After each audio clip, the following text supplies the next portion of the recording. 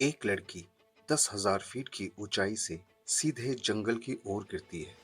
ना पैराशूट ना कोई मदद, और फिर भी वो जिंदा बच जाती है।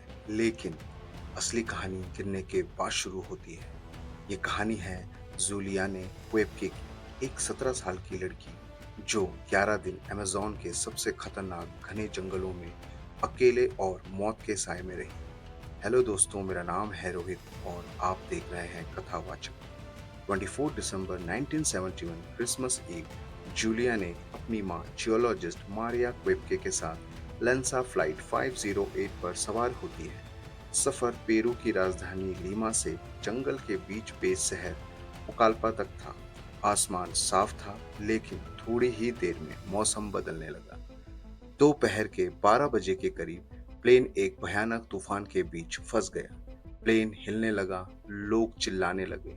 फिर एक तेज बिजली और एक धमाका। प्लेन के दो टुकड़े हो गए। इमेजिन कीजिए, 10,000 फीट की ऊंचाई पर अचानक खाली हवा में गिरना। जूलियन अपनी सीट से बंधी हुई थी, अकेले अंधेरे अमेज़न जंगल के तरफ तेजी से गिर रही थी। किसी भी इंसान के लिए ये एक अंत होता, लेकिन जूलियाने के लिए नहीं। कई घंटों तक बेहोश रहने के बाद क्रिसमस डे के सूरज ने उसे जगाया। 17 साल की जूलियन कोपके 10,000 फीट की ऊंचाई से गिरकर भी जिंदा बच गई। लेकिन जो अब शुरू हुआ वो उससे भी भयानक था। उसकी कंधे की हड्डी टूट चुकी थी, आंख सूजी हुई थी, शरीर जख्मी था। उसने अपनी मां को बुलाया, लेकिन जंगल ने कोई जवाब नहीं दिया। वो इस जंगल में अकेली थी। जिंदा रहने के लिए उसे ये सब भुलाना था। उसे अपनी माँ का गम, अपनी टूटी हुई हड्डी का दर्द और अपने खौफ पर काबू पाना था।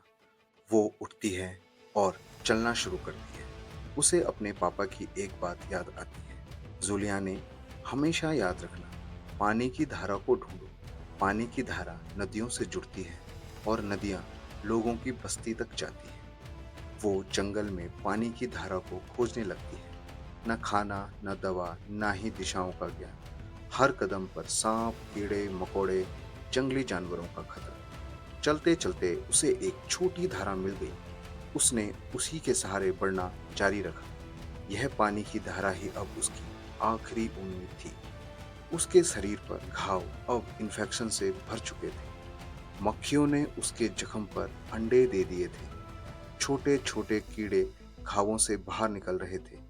एक असहनीय दर्द जो वो सह रही थी। रात को वो जंगल की भयानक आवाजों के बीच सोती, या शायद सोती ही नहीं। दिन गुजर रहे थे, रात गुजर रही थी। भूख, प्यास, थकान, दर्द, पर उसके अंदर का इंसान हार नहीं मानता। वो तबीयत, वो हार न मानने की जिद उसे आगे बढ़ा रही थी। वो पानी के साथ धीरे धीरे आगे बढ़ती रही। अब उसकी हिम्मत खत्म हो रही थी, पर फिर भी वो रुकती नहीं, क्योंकि अंदर से एक आवाज आ रही थी, बस थोड़ा और। 11वें दिन जब वो एक बड़ी नदी के पास पहुंचती है, तो उसे कुछ दिखाई देता है। एक नाव और 3 लोग। उन्होंने उसे देखा और हैरान रह गए। एक लड़की जंगल से निकल कर आ रही है। उन्होंने उसकी मदद की, उसे खाना दिया और उसके जख्म साफ किए। 11 दिन जंगल के दर्द को सहने के बाद जूलियन क्वेब के मौत को मात देकर वापस आ गई। लेंसा फ्लाइट 508 से बची सिर्फ वही एक अकेली मुसाफिर थी। दोस्तों, अगर यह वीडियो पसंद आया हो तो लाइक करें, सब्सक्राइब करें, फॉलो करें और कमेंट में जय हिंद लिखना ना भूलें। जय हिंद दोस्तों।